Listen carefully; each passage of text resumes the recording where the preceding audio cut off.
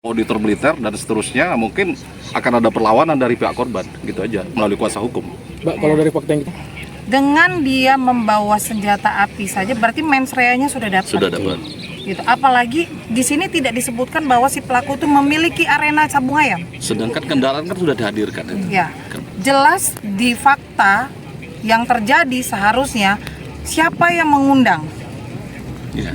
para saksi untuk datang ke dalam agenda kegiatan judi sabung ayam korban. Kenapa kami tidak diberikan informasi lebih detail? Gitu. Artinya kita tidak... Ya, jadi hasil rekon hari ini memang kami sebagai kuasa hukum dan mewakili keluarga korban, kami sangat tidak puas dan sangat kecewa. Ya, karena kalau melihat cara reka adegan ini hanya pembunuhan biasa.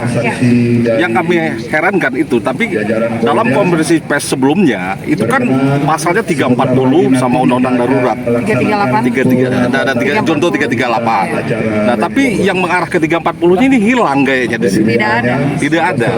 Sedangkan fakta di lapangan, senjata itu di mobil yang bersangkutan loh. Di mobil basar. Artinya sudah dipersiapkan sebelumnya. Ya kan, untuk mengamankan di situ atau melawan entah gimana. Itu kan sudah fakta loh, fakta di lapangan berbeda. Seharusnya reka adegan itu mulai dari situ. Betul kata rekan saya, awal detailnya harus sudah rinci dalam reka adegan ini, rekonstruksi itu. Dalam kasus pidana pembunuhan pasti harus detail. Kita sudah sering sekali mengikuti reka adegan pembunuhan Karena begini. kita lihat dari dia cara mengangkat senjata api aja udah Sudah nggak mungkin senjata gitu. api dengan tangan sebelah. Dengan kayak Rembo tadi Iya, kan gitu. dengan katanya dia jatuh, senjata terlepas kan. terlepas, kemudian dia tangan, bilang baru, korban 3 nah itu melakukan jadi penembakan. hal-hal ini kami keluarga besar ya kuasa hukum sangat kecewa gitu. Kecewa sekali.